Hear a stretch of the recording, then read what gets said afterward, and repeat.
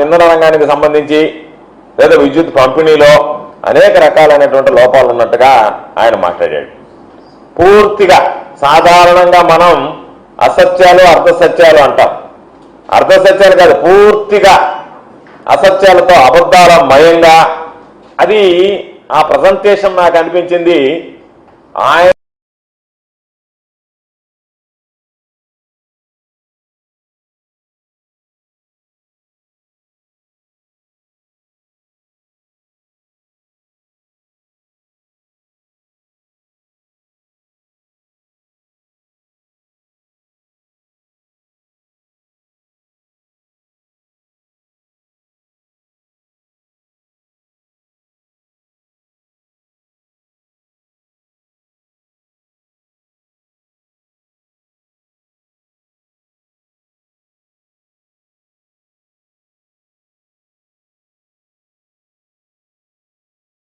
చేస్తారు.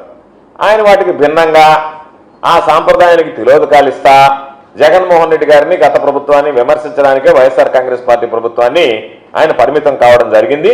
ఆయన నోటికుండా వచ్చినటువంటివన్నీ కూడా అబద్ధాలు, అవాస్తవాలు అనేటువంటిది ఆధారాలతో సహా నేను తెలియజేయడానికే ఈ మీడియా సమావేశాన్ని ఏర్పాటు చేయడం జరిగింది.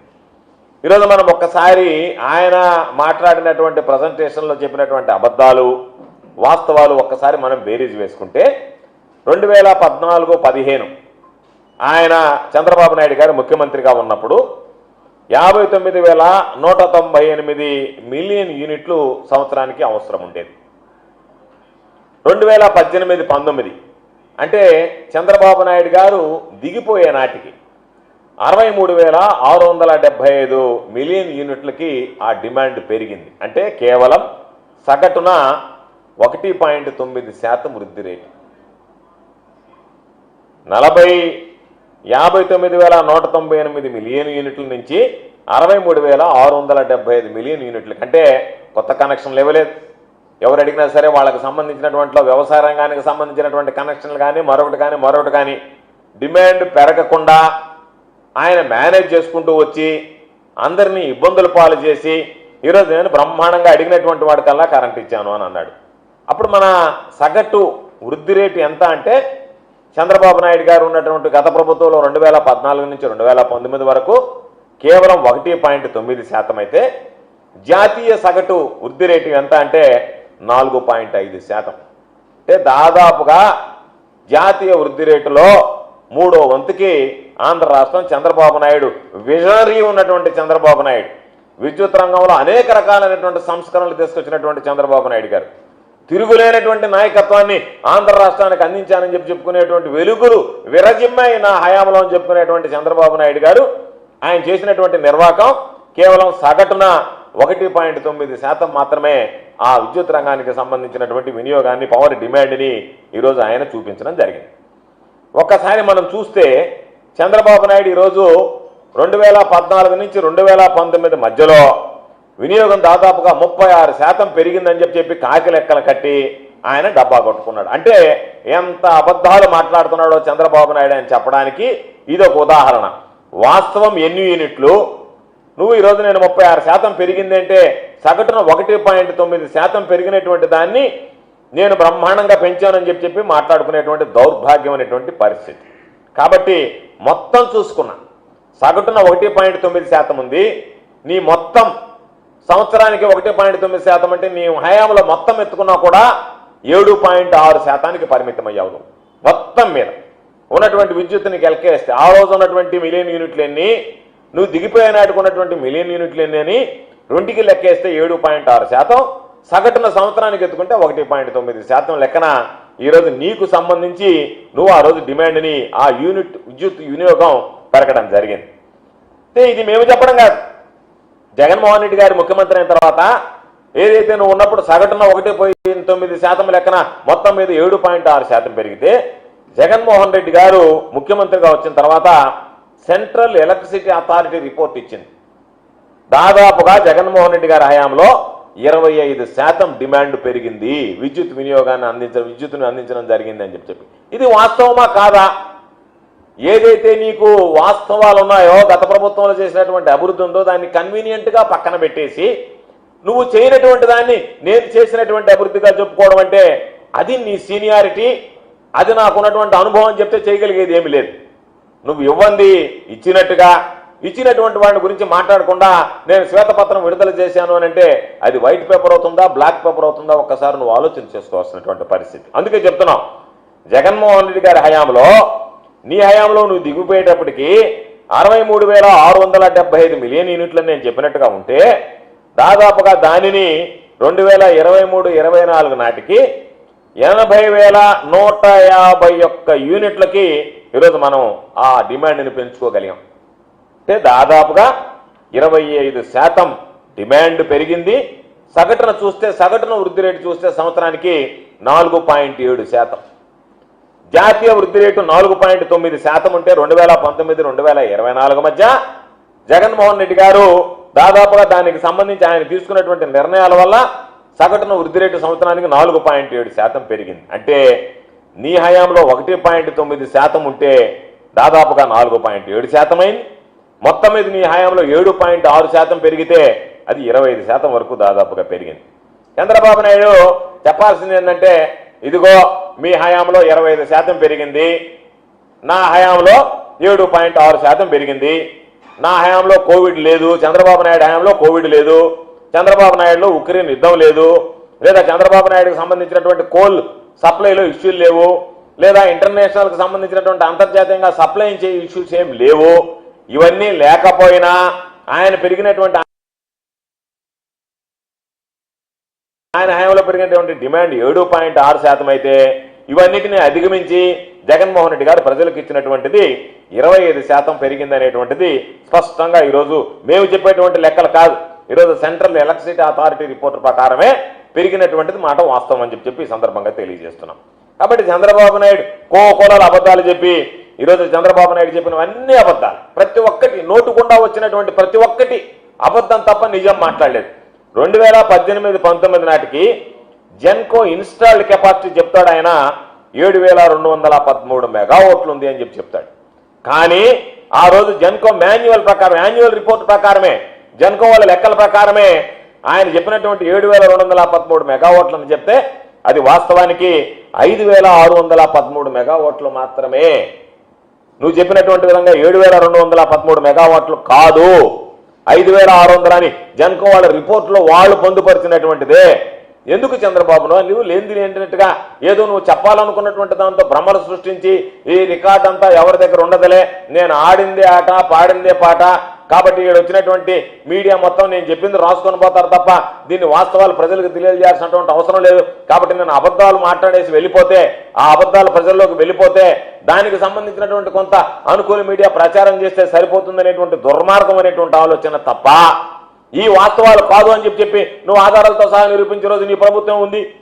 కాబట్టి గత ప్రభుత్వంలో పంపిణీ సంస్థలకు సంబంధించి ట్రాన్స్కో కానీ జెన్కో కానీ అప్పుల విషయంలో కూడా మాట్లాడదాం, దాని గురించి కూడా మాట్లాడాడు. జగన్మోహన్ రెడ్డి గారికి పరిపాలన చేతకాలేదు కాబట్టి అప్పుల కుప్ప చేశాడు అన్నాడు. నువ్వు ఎంత సమర్థవంతుడువో, నీ పరిపాలన ఏ విధంగా ఉండిందో, నువ్వు ఎన్ని అప్పులు చేసావో, నీ హయాంలో ఎంత అప్పులు కుప్పలయ్యాయనేటువంటి దాని గురించి కూడా మనం మాట్లాడుకోని వస్తే 2014 మార్చి నాటికి బకాయిలు ఎంత ఉన్నాయి? 29,551 కోట్లు ఉన్నాయి. అంటే నువ్వు ముఖ్యమంత్రి అయ్యేటప్పుడు, రాష్ట్ర విభజన జరిగి నువ్వు ముఖ్యమంత్రి అయ్యేటప్పటికి మనకు వచ్చినటువంటి అప్పుల వాటా 2014 మార్చి నాటికి 29,551 కోట్లు. తమరు దిగిపోయేటప్పటికి చంద్రబాబు నాయుడు పదవి కాలం పూర్తి చేసుకుని ముఖ్యమంత్రిగా దిగిపోయేటప్పటికి ఉన్నటువంటి అప్పులు ఎంత? 86,215 కోట్లు. అంటే నువ్వు ఎక్కే నాటికి 29,550 కోట్లుంటే దిగే నాటికి 86,215 కోట్లుంటే తమరి హయాంలో జరిగినటువంటి అప్పులు, తమరు తెచ్చినటువంటి అప్పులు ఆ విద్యుత్ రంగంలో అక్షరాల 56,663 కోట్ల రూపాయలు. అంటే దాదాపుగా వృద్ధి రేటు సగటున అప్పు సంబంధించినటువంటి వృద్ధి రేటు చూస్తే 24%. దిక్కులేనటువంటి పరిస్థితుల్లో డిస్కంలు కుప్ప కూలిపోయాయి. బకాయిలు పెట్టడం, బయట వడ్డీలకి అప్పులు తేవడం, తర్వాత వాటికి చెల్లించకపోవడం, దాదాపుగా ఈరోజు నేను చెప్తున్నాను, నేను బాగా చేశానని సొంత డబ్బా కొట్టుకోవడం కాదు, నీ హయాంలో చేసినటువంటి అప్పులు, నీ హయాంలో డిస్కంలో కుప్పకూలినటువంటి విధానం. జగన్మోహన్ రెడ్డి గారి హయాంలో తమరిచ్చినటువంటి మొత్తాన్ని చూస్తే 86,215 కోట్లు 1,22,518 కోట్లకు పెరిగింది. అంటే ఒకసారి లెక్క వేస్తే నువ్వు ఉన్నటువంటి అప్పులను ఏ విధంగా పెంచుకుంటూ పోయావు అనేటువంటిది కాంపౌండ్ యాన్యువల్ గ్రోత్ రేట్ ప్రకారం చూస్తే 36,300 కోట్ల రూపాయలు జగన్మోహన్ రెడ్డి గారి హయాంలో పెరిగితే, నీ హయాంలో 24% అప్పులు పెరిగితే, జగన్మోహన్ రెడ్డి గారి హయాంలో పెరిగినటువంటి అప్పుల శాతం 7.3%. కాబట్టి దానికి ప్రకారం మనం ఏదైనా సరే వేసుకునేటప్పుడు సిఏజీఆర్ ప్రకారం వేసుకోవాలి. సిఏజీఆర్ ప్రకారం లెక్క చేస్తే తమ హయాంలో ఉన్నటువంటి 24%, ఇక్కడ ఉన్నటువంటి 7.3% ఉన్నటువంటి వ్యత్యాసాన్ని గమనించు. అదేవిధంగా డిస్కంల నికర విలువ 2014 వచ్చేటప్పటికి వాటికి నికర విలువ చూస్తే 4,315 కోట్లు మైనస్ లో ఉంది. తమలో 5 పాలనలో అది మరింత దారుణంగా క్షీణించి వాటి మైనస్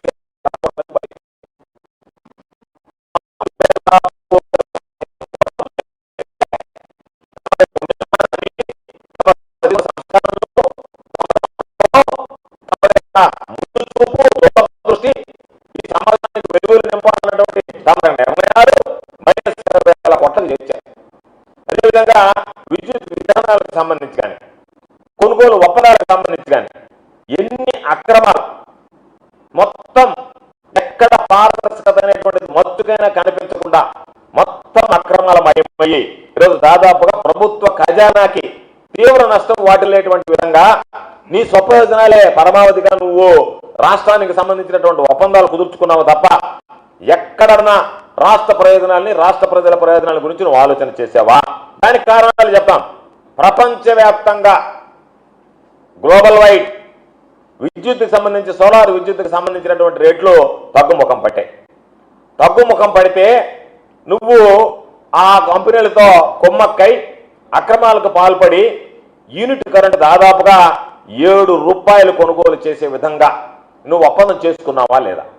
ప్రపంచవ్యాప్తంగా సోలార్కు సంబంధించినటువంటి విద్యుత్ పడిపోతూ ఉంటే, విద్యుత్ రేట్లు తగ్గుముఖం పడుతూ ఉంటే నువ్వు వాళ్ళ దగ్గర లాలూచిపడి 7 రూపాయలకి యూనిట్ కరెంట్ కొనుగోలు చేసేయడానికి ఒప్పందం కుదుర్చుకున్నటువంటి వాస్తవమా కాదా?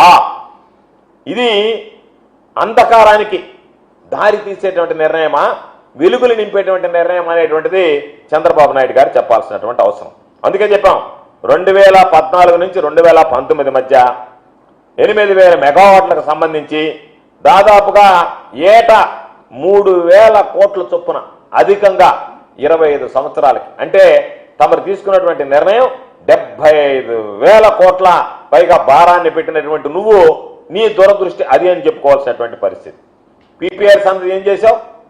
పీపీఎల్ విషయంలో కిలోవాట్ విద్యుత్కి ₹5.25 నుంచి ₹5.90 వరకు చెల్లించేటువంటి విధంగా నువ్వు ఆ రోజు ఒప్పందాలు కుదుర్చుకున్నటువంటి మాట వాస్తవమా కాదా?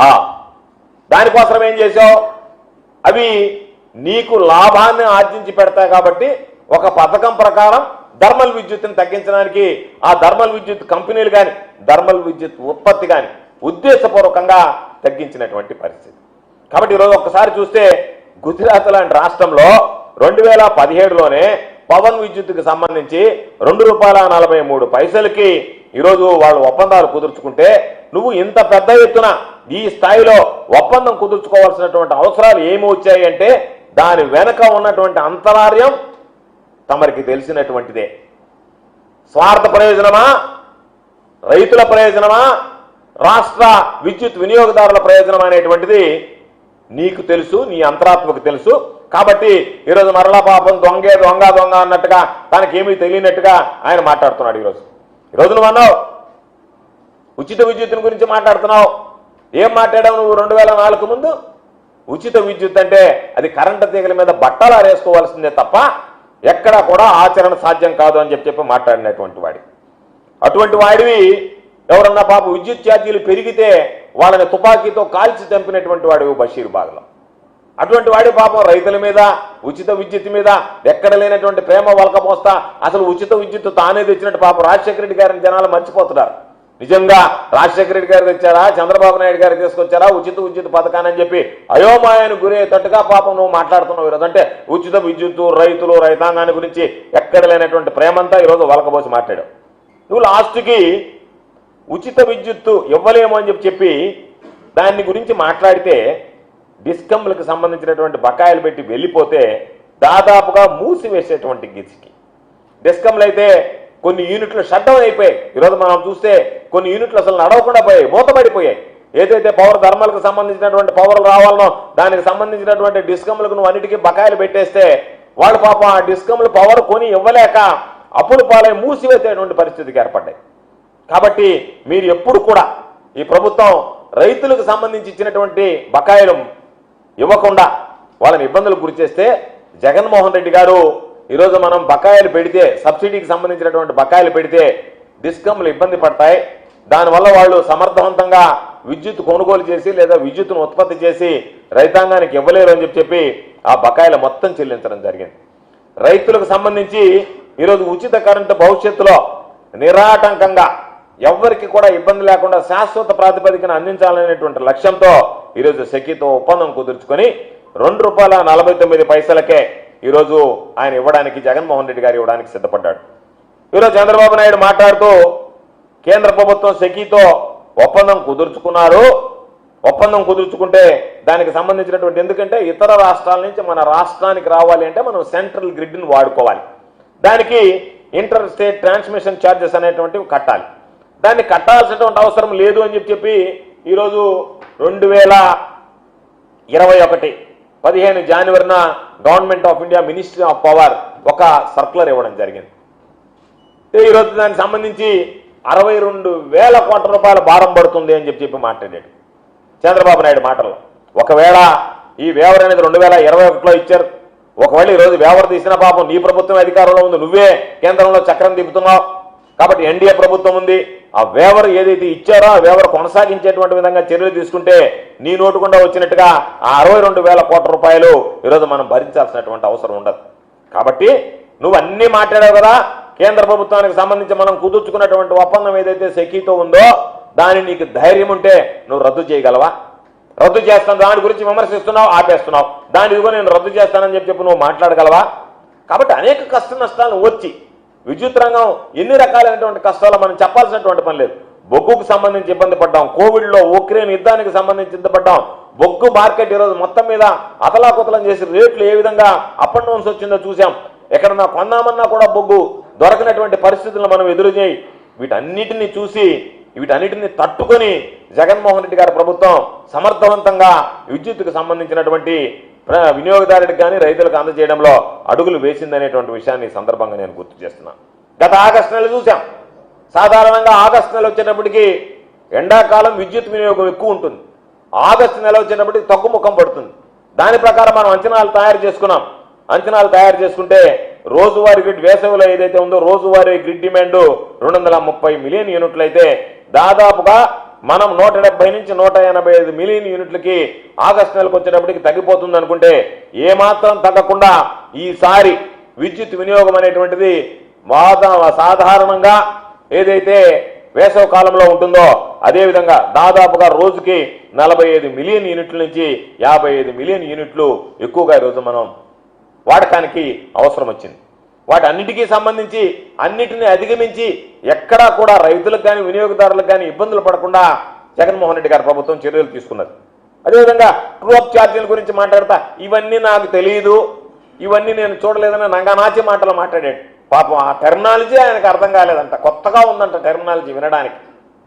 ట్రూ అప్ ఛార్జీలు అనేటువంటిది తమరే పాపం మర్చిపోయారా లేకపోతే మతిమరుపుతో బాధపడతా ఈ విషయాన్ని కన్వీనెంట్గా పక్కన పెట్టారా?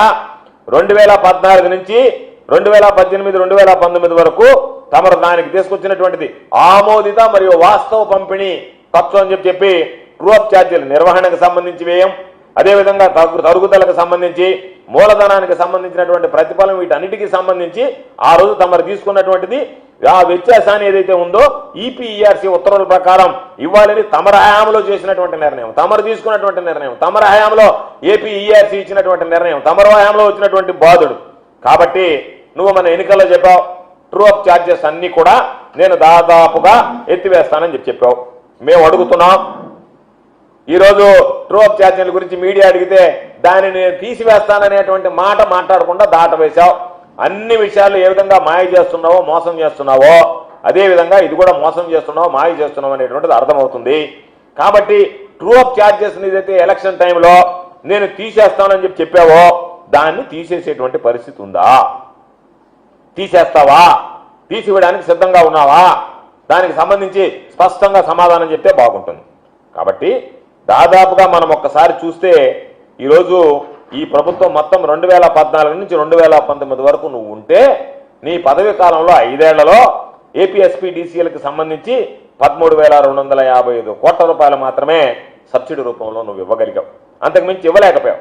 జగన్మోహన్ రెడ్డి గారు 2019 నుంచి 2024 వరకు ఈ 4 ఏళ్ల సమయంలో సబ్సిడీకి సంబంధించి 47,800 కోట్ల రూపాయలు ఇచ్చారు. 47,800,92 లక్షల జగన్మోహన్ రెడ్డి గారు ఇచ్చినటువంటిది. 47,800 కోట్ల రూపాయలు జగన్మోహన్ రెడ్డి గారు సబ్సిడీ ఇస్తే తమ హయాంలో ఇచ్చింది 13,255 కోట్లు. దానిలో రైతులకు సంబంధించి ఉచిత విద్యుత్ బకాయిలు చూస్తే 43,744 కోట్ల రూపాయలు జగన్మోహన్ రెడ్డి గారు సబ్సిడీ రూపంలో చెల్లించింది.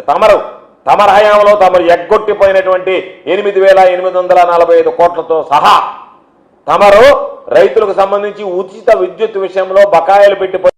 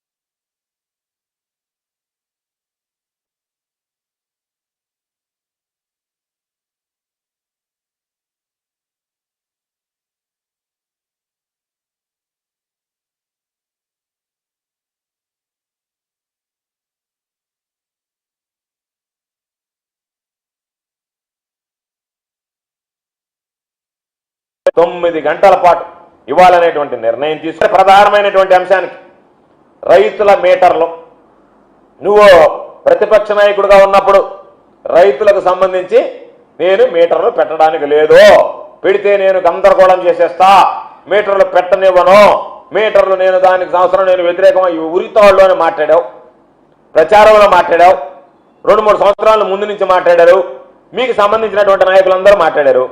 ఈ రోజు నిన్ను మీడియా వాళ్ళు అడిగారు ఏమని, సార్ ఇవన్నీ బాగానే ఉంటాయి, మీరు శ్వేతపత్రం అంతా బాగానే ఉంది, రైతులకు సంబంధించి మీటర్లు బిగించే విషయంలో తమరు గతంలో నేను వాటికి వ్యతిరేకం అన్నారు కదా, ఈరోజు మీ నిర్ణయం ఏంది చెప్పమంటే ఎందుకు నువ్వు నిర్ణయం చెప్పకుండా దాటవేశావు?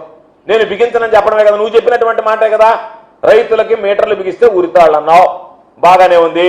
ఈరోజు అయ్యా ఆ రోజు నేను చెప్పా, ఆ నిర్ణయానికి కట్టుబడి నేను రైతులకు సంబంధించినటువంటి ఆ మీటర్లు బిగించను అనేటువంటి మాట మీ నోటి గుండా రాలేదు అంటే మాకు అనుమానాలకు తావిస్తుంది. మీరు దాటవేసినటువంటి పద్ధతి సరిగ్గా లేదు. కాబట్టి మీరు చెప్పినటువంటి విధంగా మేము మరలా మిమ్మల్ని ప్రశ్నిస్తున్నాం, రైతులకు సంబంధించి మీటర్లు నేను బిగించను అనేటువంటి స్టేట్మెంట్ మీ దగ్గర నుంచి మేము ఆశిస్తున్నాం. అది వస్తుందని చెప్పేటువంటి ఆశాభావాన్ని వ్యక్తం చేస్తున్నాం.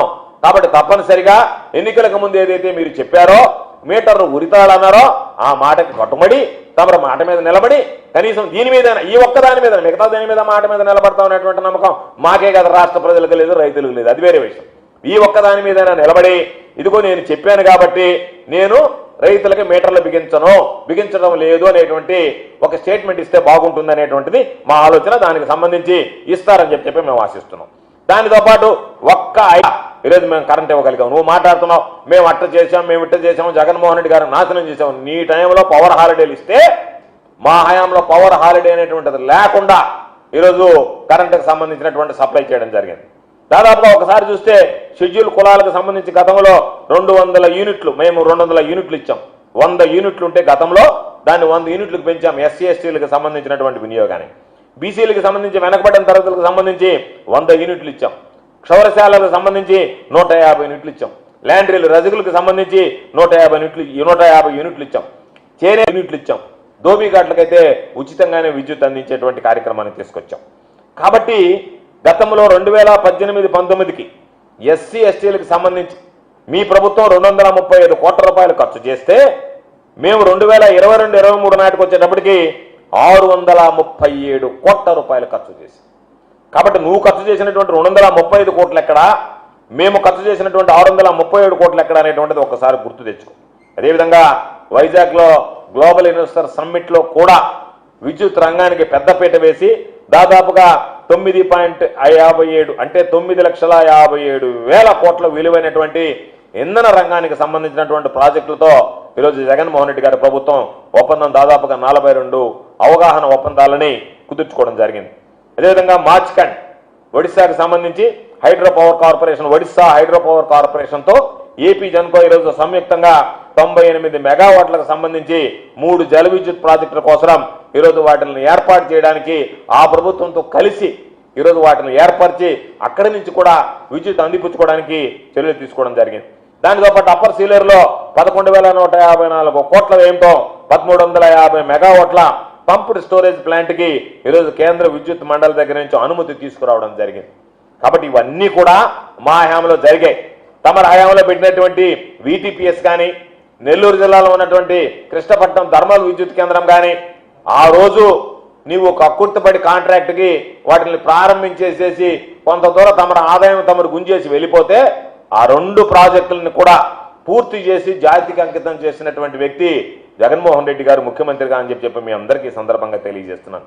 తమరు చేసేటువంటి ఘనకార్యం ఏంటంటే ఏదైతే జగన్మోహన్ రెడ్డి గారి హయాంలో వచ్చాయో ఆ పేరు జగన్మోహన్ రెడ్డి గారికి రాకూడదు కాబట్టి పని కట్టుకొని ఈరోజు దాదాపుగా 2 రోజులుగా చూస్తున్నాం. మరి ఈ రోజు కూడా వచ్చింది పిన్నాపురం దగ్గర ఒక 5,230 మెగావాట్లకు సంబంధించినటువంటి ఇంటిగ్రేటెడ్ పునరుత్పాదక రీజనరేషన్ ప్రాజెక్ట్ ఒకటి పెడితే దానికి సంబంధించి ఆ పర్యావరణ అనుమతులు లేవు, అది లేవు, ఇది లేవు అని చెప్పి ఈరోజు దాదాపుగా $3 బిలియన్ అంటే 24,000 కోట్ల పట్టు ఈరోజు Singapore investment corporation, Abu Dhabi investment authority, ఎరెక్స్ లాంటి పెద్ద పెట్టుబడిదారులు వస్తే వాళ్ళని ఏ విధంగా తరిమేద్దామా, తరిమేసిపోతే ఆ ప్రాజెక్ట్ అయితే జగన్మోహన్ రెడ్డి గారికి పేరు వస్తుందేమో, పిన్నాపురంలో 5,230 మెగావాట్ల అతి భారీ ప్రాజెక్టు జగన్మోహన్ రెడ్డి గారి హయాంలో రూపుదిద్దుకునింది అనేటువంటి పేరు ఆయనకి ఎక్కడొస్తుందోనని చెప్పి ఆలోచనతో ఈరోజు దాన్ని తరిమివేయాలనేటువంటి ఆలోచన చేస్తున్నారు.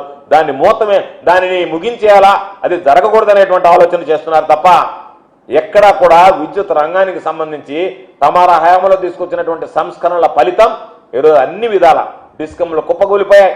తమరు తీసుకున్నటువంటి నిర్ణయాల అంధకారంలో ఎక్కడ చూసినా power cut, industrial power cut, domestic power cut, అన్ని రకాలైనటువంటి పవర్ కట్లతో ఇబ్బంది పడ్డాం. కాబట్టి జగన్మోహన్ రెడ్డి గారు తీసుకున్నటువంటి నిర్ణయాలు తమరులాగా అప్పులు చేయకుండా, తమరులాగా ఉన్నటువంటి ప్రభుత్వ రంగ సంస్థలో ఉన్నటువంటి థర్మల్ విద్యుత్తాన్ని తగ్గించకుండా విద్యుత్ రంగానికి ఈరోజు ఊతమిస్తూ కరెంటు వినియోగాన్ని పెంచుకుంటూ అవసరమైనటువంటి వినియోగదారులకు కరెంటు కనెక్షన్లు ఇస్తూ నీ హయాంలో కరెంటు కనెక్షన్ కావాలంటే ఎప్పుడు అడిగినా కూడా ఫ్రీజింగ్ ఉంది, బ్యాన్ ఉంది, ఇప్పుడు ఇవ్వలేమో అని చెప్పి సంవత్సరాలు కరెంట్ ఇవ్వకుండా కాలయాపన చేస్తే ఆ విధంగా కాకుండా ఎప్పటికప్పుడు కరెంట్ ఛార్జీలు డిమాండ్ పెరిగినా సరే దానిని భరించి ఈరోజు జగన్మోహన్ రెడ్డి గారు విద్యుత్ రంగంలో అనేక రకాల ఆయన తీసుకొచ్చినటువంటి సంస్కరణలు కానీ, ఆయన చూపినటువంటి చొరవ కానీ ఈరోజు అన్ని వర్గాల రైతులకి, అన్ని వర్గాల ప్రజలకి అండగా నిలిచాయి, ఊరటగా నిలిచాయి. కాబట్టి విద్యుత్ రంగానికి సంబంధించి నీవు ఇచ్చినటువంటి శ్వేతపత్రంలో సాధారణంగా అసత్యాలు, అర్ధసత్యాలు ఉంటాయి. అర్ధసత్యాలు కూడా లేకుండా పూర్తిగా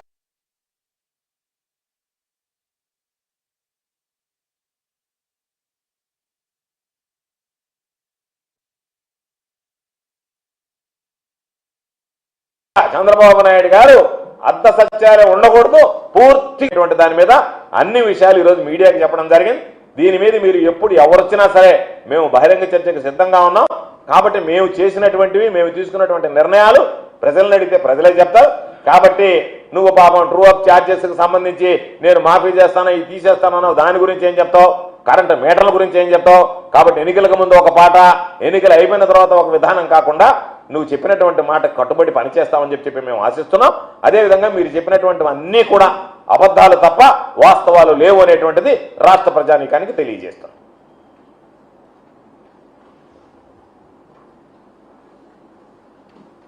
చెప్పినటువంటి మాట కట్టు అని చెప్పి మేము ఆశిస్తున్నాం. అదేవిధంగా మీరు చెప్పినటువంటివన్నీ కూడా అబద్ధాలు, వాస్తవాలు లేవు అనేటువంటిది రాష్ట్ర ప్రజానీకానికి తెలియజేస్తాం.